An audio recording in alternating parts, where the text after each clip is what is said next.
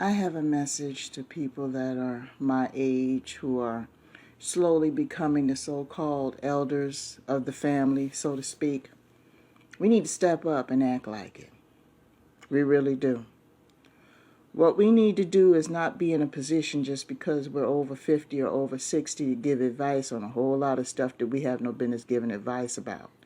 Now, I give advice on situations based on things that I was involved in. Whether I was on the wrong side or the right side, I speak from experience. And I'm not going to sit here and give advice to anybody about a situation I don't know anything about just because I'm a certain age. That's wrong. And another thing, what we need to do is we need to play watchdog to some of the other people in the family who are overstepping their bounds in regards to helping other people.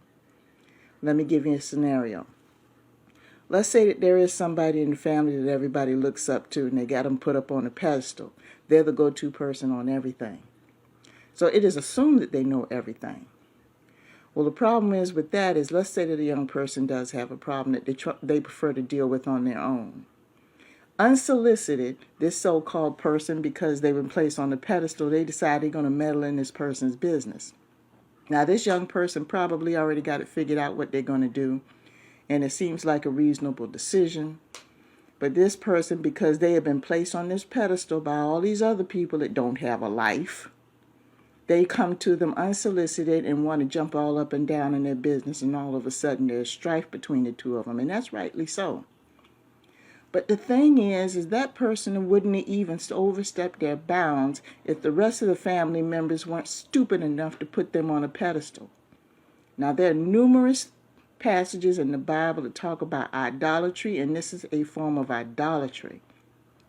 Now, if there's a cultural or spiritual or strong religious situation going on, that's an exception to the rule because that's some kind of cultural norm that was created. I'm talking about the normal, everyday family. And I notice this in a lot of people of color they have in the family where, when certain elders die off, other people are automatically promoted to be the top. But the thing is that they hadn't gone through a qualification process. You figure, okay, because mom and dad are gone and the elders stepped up, just because they're the elders, all of a sudden they're in charge of everything. But see, you didn't look at the track record of that person before you put them in that position.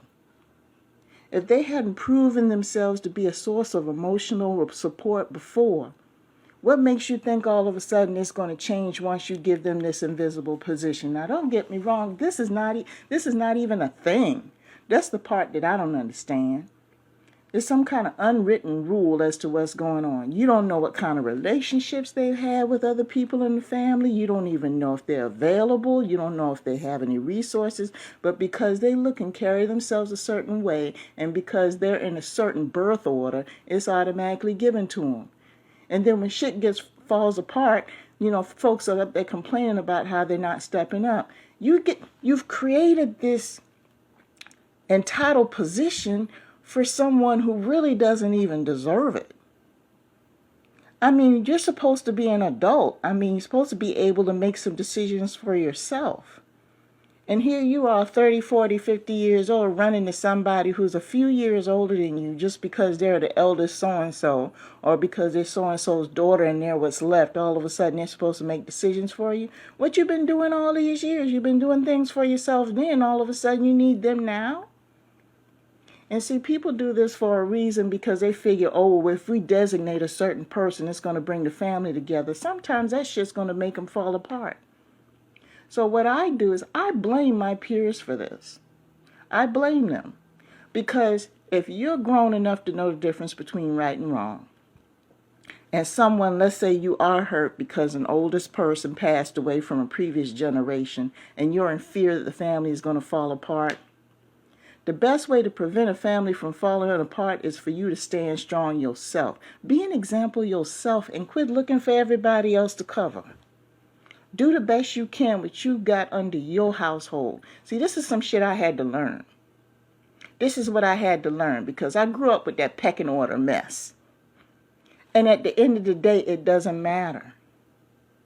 Because whoever it was didn't put breath in your lungs today, and they're not going to wake you up tomorrow.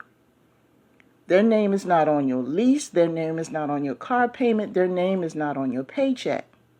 So as far as your day-to-day living is concerned, yes, don't get me wrong, I have no problem with respecting my elders. But see, being an elder has a certain amount of responsibility.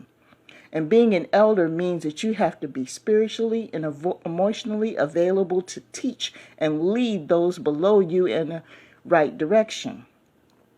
Another thing, a good elder doesn't go around offering unsolicited advice. They are what are called a sage. A sage is a person that people go to for wisdom. They don't go around making comments and meddling in other people's business because that's beneath their station. So if you got this so-called elder that's all up in everybody's business all the time, they're not a true elder. They're just a busybody that either has a fucked up life or no life at all. And I blame my peers for letting people like this be so-called head of everything. Every time there's a situation in the family, they got something to say, got something to do. And it's gotten to the point where they're trying to develop an emotional dependency on them when before all this happened, you were doing fine. So how is it bringing the family together when you got this chaotic person that is so-called leading the family and all they're doing is create more chaos? The best thing that you can do to strengthen your family is to be an example. If someone comes to you for advice and you feel that you want to give it to them, that's fine. But let them come to you. People who are truly wise don't go around offering unsolicited advice and jumping up and down in people's situations like that. They don't. If anything, they offer help. But they wait for that person to come to them to open the door.